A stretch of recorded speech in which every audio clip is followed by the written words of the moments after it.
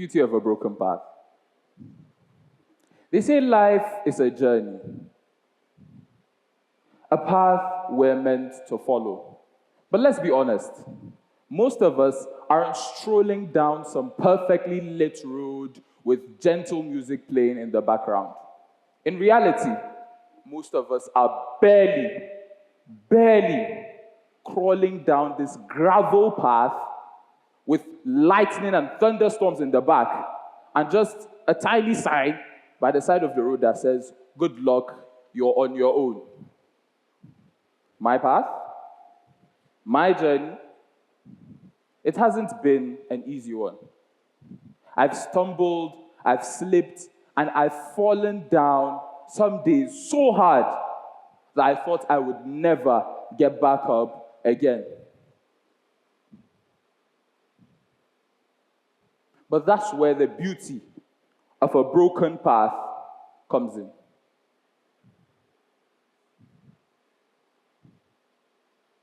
I want to paint a picture here. From childhood, we're given this perfect blueprint.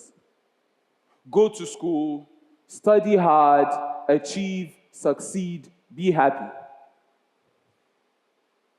But that wasn't the case for primary one Abdulhameed.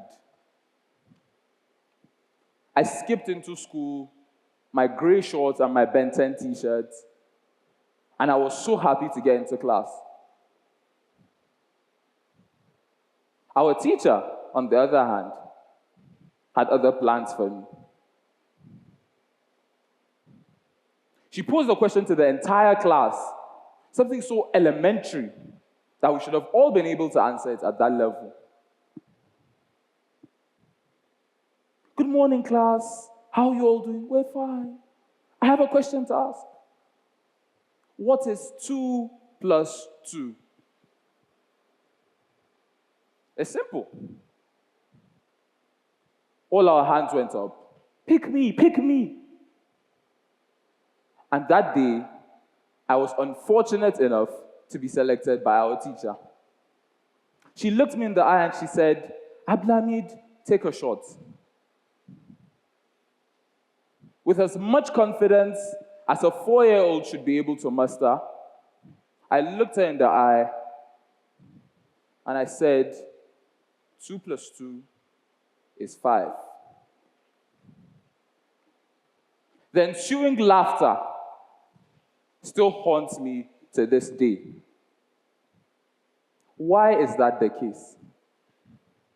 Because from childhood, we are not told that you can study hard and still fail. We are not told that confidence is not a switch that you can turn on and turn off at will. Ladies and gentlemen, we are not told that on some days, trying to find your voice, trying to find who you are, feels like you're losing touch.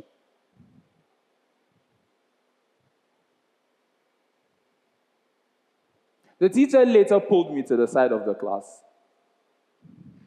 Conveniently enough, out of sight, and asked me, "What do you want to be in the future?"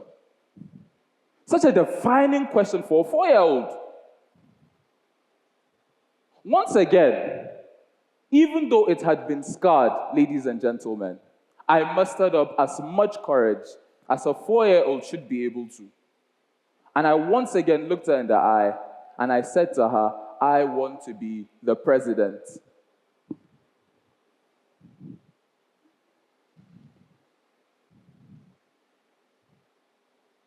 She looked down at me.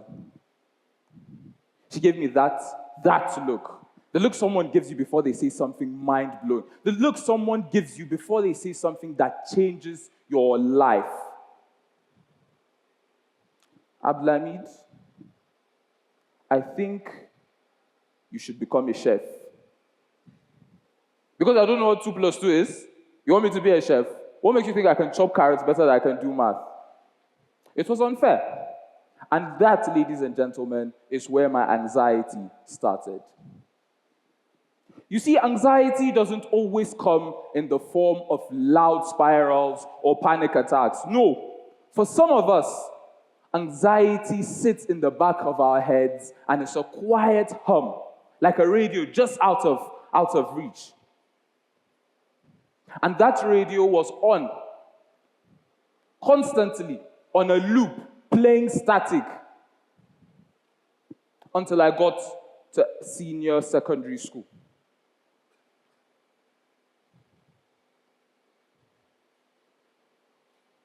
It was unfair. But the journey I had with anxiety and the relationship I have with it now is part of why I am able to stand on this stage today and speak to you all. Because anxiety might be a setback at first, but under that fierce glare that it initially has is a tool that can be used for limitless growth.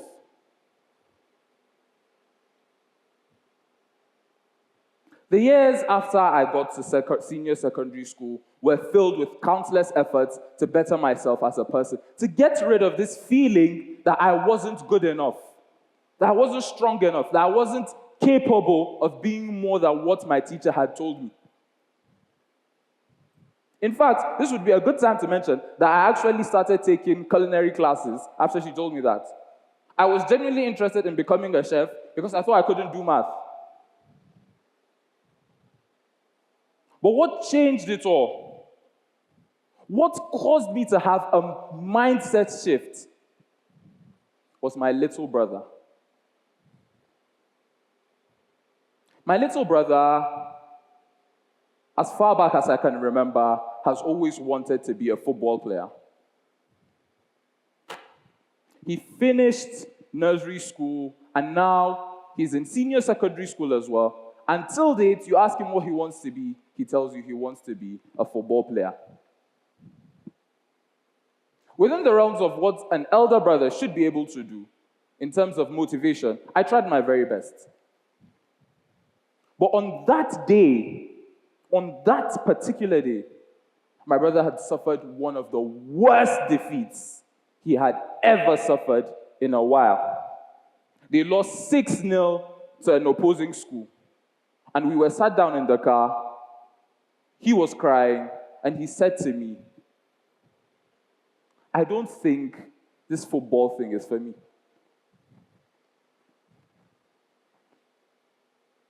I was silent.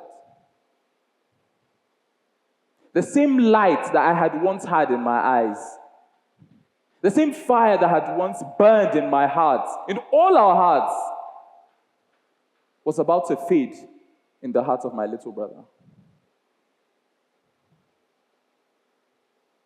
I couldn't say anything. I gave him the generic talk parents give you when they don't know what to say. It's all right. You have a bright future ahead of you. There's light at the end of the tunnel. And that spark was about to fade. It was about to fade, and I saw it. But he looked me in my eye, and he said to me words that will forever ring in my head.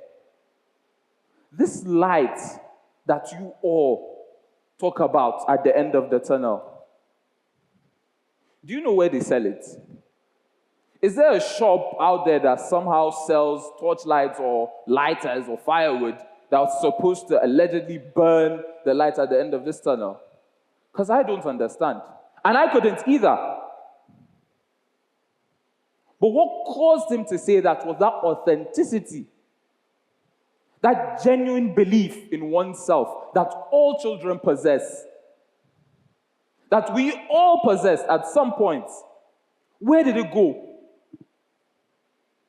Where did it go? Those things we used to do when we were children that made time fly by. Things we used to do that would take our minds off societal pressures. And like that, I had a mindset shift.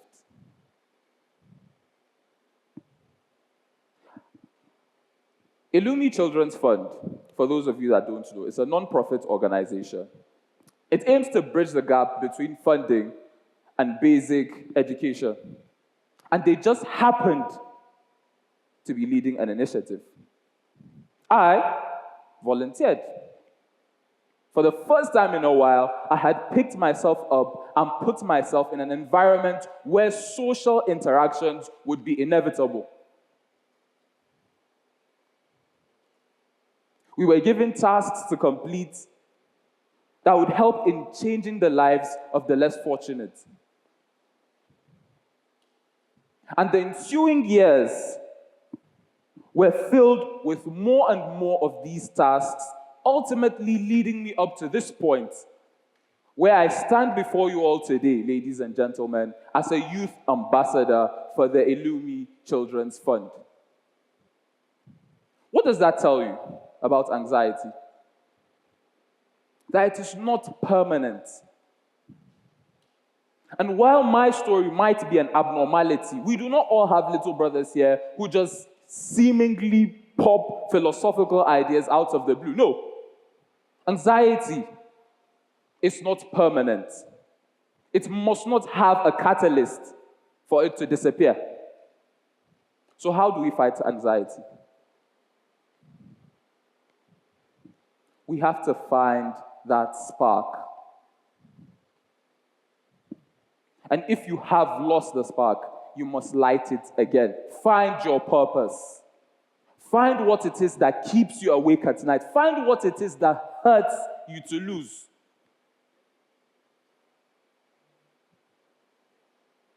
And get out of your head.